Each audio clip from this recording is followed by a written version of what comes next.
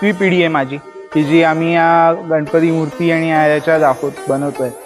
आजोबांपासून मातीच्या मूर्ती वगैरेच आम्ही करत आलो आहे.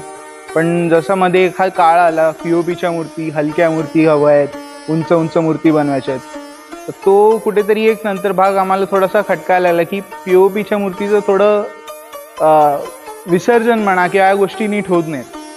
तर त्यासाठी म्हणून मग आम्ही पेपरची बघितली, की जी वजनालाही हलकी होईल, विसर्जनालाही सोपी होईल, की कुठल्याही कृत्रिम तलावात तुम्ही विसर्जन करा, सहज दबून जाईल पटकन लवकर.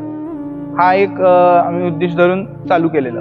साधारण आम्ही 2010 पासून पेपरच्या मूर्ती चालू केलेल्या आहेत. आज आता 15 वर्ष चालू आहेत. साधारण आता बघायला गेले एक मूर्ती आम्हाला बनवायला 15 ते 20 दिवस जातात. तर तो जो मेन पार्ट आहे एखाद्या मूर्तीचा किंवा तो आहे लेबरचाच हा कॉस्ट म्हणा आपण किंवा म्हणू. बरेच लोक म्हणतात पेपरच्या मूर्ती महाग आहेत किंवा पी-ओ-पीपेक्षा महाग होतात, लगद्यापेक्षा महाग होतात. पण त्याचं रिझन तेच आहे की 15 दिवस एकच मूर्ती बनते. तिथेच आपण पी-ओ-पीचे बनवू तर 15 दिवसात 150 मूर्त्या रेडी होऊन जातील. माझ्या चॅनलला सबस्क्राईब करा आणि बेल आयकॉन दाबा, जेणेकरून तुम्हाला माझे नवीन व्हिडिओ मिळतील.